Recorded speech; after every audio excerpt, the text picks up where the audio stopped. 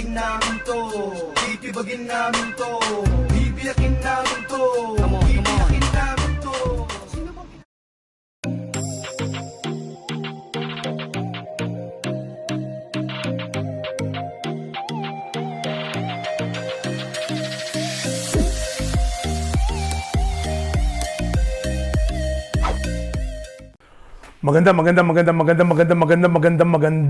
Maganda kayong muli. Welcome back sa Don Simon, kay Don Simon, ang aking cooking show na may toyo. At ngayon, medyo malamig bagay itong ating titirahin ngayon. Dahil gusto niyo malaman kung bakit?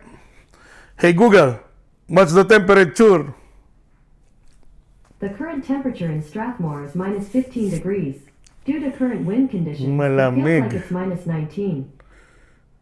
Oh my God, 15 feels like minus 19. Alam niyo ba gaano kalamig yun? Gaano kalamig ang freezer? Pero nasa loob naman tayo at may heater. Pero ramdam mo pa rin ang chills sa labas. Kaya ang ating titirahin ngayon ay walang iba kundi isang masarap na sabaw na maasim-asim pero hindi sinigang. Ang gagawin natin ngayon ay ang ating sinampalukang manok. Pero yung manok na gagamitin natin ay pinakamalapit siya sa yung parang native sa atin. So, ayun, yun ang gagawin natin. Sinampalukang native na manok. Tara, tirahin natin. Boom, boom, boom. At ang ating mga gagamitin, simple lang. Gaya nga ng sinabi ko, yan yung manok na malapit sa native natin. Parang native natin, yan ang gagamitin ko. Maliit lang siya. At dahon ng sili, ang ating sitaw, luya, sibuyas at bawang, sili. At ang isa sa puso ng soup na to, syempre, ang ating sampalok. At dahil wala akong napitas at mapipitasan, buti lang nakahanap ako ng puree sampalok. At kung wala talaga tayo mahanap na ganyan, yung parang puree na tamarind, pwedeng gamitin natin yung walang kamatayang sinigang mix. Pero ito ang aking gustong gamitin, ang ating purong sampalok. Tara guys, tirahin na natin. Boom, boom, boom mga katoyo. So yun lang, gaya ng dati. Pinainit lang natin kasirola ngayon. At nilagyan natin ng oil. So igigisa lang natin siya. Tapos hiniwa ko lang na maliliit yung manok natin. Mas maliliit pa siya sa regular na hiwa. Kasi sabi ko nga kanina native siya, di ba? Pag chop ko pa lang, alam kong native, ay katitigas ng buto. So yun lang. So yun gagawin natin, igigisa lang natin siya. Unang hakbang. Isang natin, lagyan natin yung bawang. Kailangan medyo brown dahil medyo mabango ang amoy niyan. At pag naamoy nyo na ganyan, at medyo na brown na siya, hindi sunog ha, brown lang.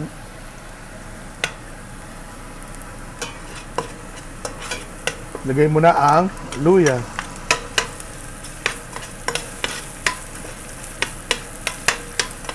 Bango.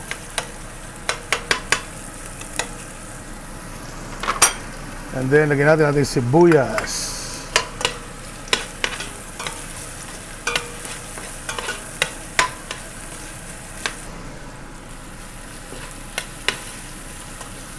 At igisa natin ang ating native chicken na hiniwala ng pagkaliliit. Kita nyo, maliit ng hita.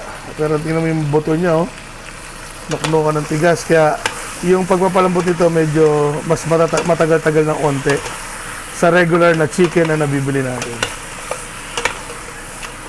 More time, yan. So, gisa lang natin maayos. Patis. Patis ang magpapasarap dito. Mahalaga to dito. So, apat na ganyan.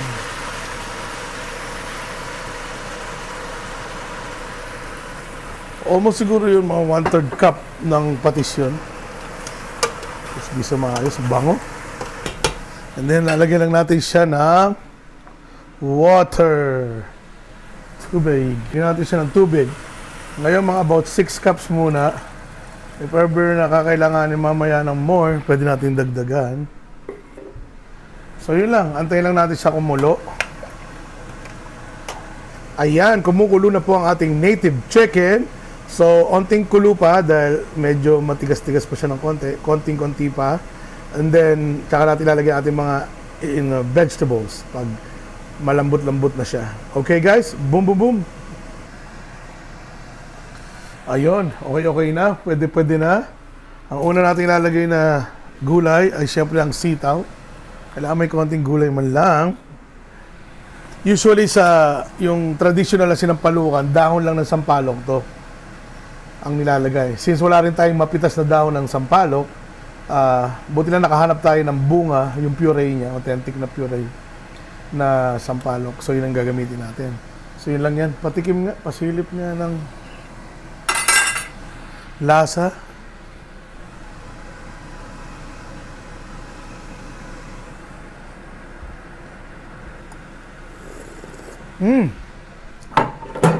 Grabe, pagbagsak pa lang sa dila, hindi pa umaagos masyado. Lasang-lasa mo na yung sabaw niya, kakaiba. Patis lang ang katapat. Iba talaga ang native na manok. So yun lang. Pag malambot na yung sitaw, pwede na natin ilagay ang ating dahon ng sili. Panalo. Madaming dahon ng sili. Parang siya yung magbibigay ng feel ng dahon sana ng sampalok. Kasi mahalaga yan, may dahon tayo ng ganyan. Naku, lalong pagkasarap-sarap nito. Iba ang native, yo. So, konting tumbling na lang. Mamaya, pag aahunin na natin siya, ilalagay na natin ang ating pureed tamarind. Iba mga katoyo, iba ang native. Mas matigas-tigas na siya ng konti sa regular na manok, pero ang lasa niya, iba. Grabe. Konting cheese na lang, at tatumbling na. Ayan, at dahil malapit na sa katotohanan, ilalagay na natin ang ating tamarind puree, ang ating purong-purong sampalok. Natikman ko na ang gano'n siya kaasim. So, 3 lang nito, kutsara, may kalalagyan ka na. Ayos na. Napakasarap na sampalok. Purong-puro talaga, ramdam mo. Organic! Yan, guys. Nako, yung asim na yan. Yan yung sabaw, nakita nyo, naninilaw-nilaw ang sabaw. Yan ang gusto ko sa sabaw ng native, eh. Oh. Grabe, guys. Alam ko na mangyayari. Boom, boom, boom! Papatay na natin, guys. Pakalagay natin ang ating sili. Usually, sili haba dapat. But since naubusan ako ng sili haba at marami o green Thai chilies, pwede naman yan. Basta wag lang madudurog.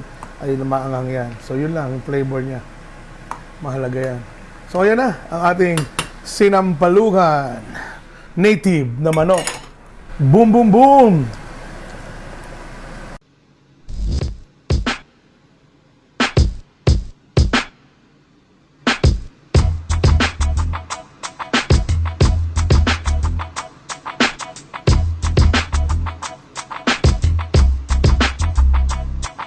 Ayun, naluto din ang ating sinampalukang native na manok.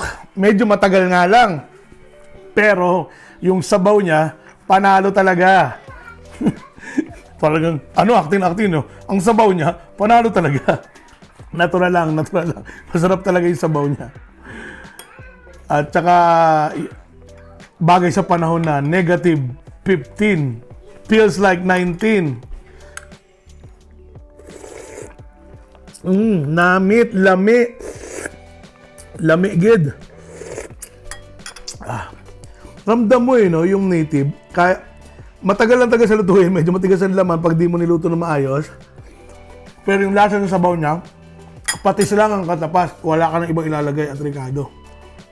At nga pala, speaking of that, I have to speak in English for this part. I want to thank Enya, my sister from another Mr. Enya. Thank you for the native chicken you gave me. Now it's cooked. You've been asking me, right, the last time. How's the chicken, brother? It's cooked now. Yeah, I cook it in a tamarind soup, sour soup, Filipino way. It's very good. I hope I can give you, but I don't think it's gonna come to you because Jackie would eat it all. Thank you, my dear Enya, for the native. It took me a while to make the meat tender, but it's very good, very, very good. Thank you so much. At kung umabot ka sa part ng video na to at di ka pa nakaka-subscribe, salamat naman at alam ko siguro hihipuin mo na naman yung subscribe button na yan. At paki-hit na rin ang like button at paki-share na rin kung nagustuhan mo ang iba pang mga videos. Kung magbabacktrack kami mga iba pang videos na napanood mo, baka naman pwede magstay ka na with me. So mga katoyo, sa mga katoyo na nandiyan dyan lagi, salamat sa inyo. Especially, ang like ko sinasabi, ang mga homies ko dyan sa Taguig. Alright? And sa paulit-ulit ko sinasabi, always be thankful para laging beautiful. Boom, boom, boom, boom. Peace!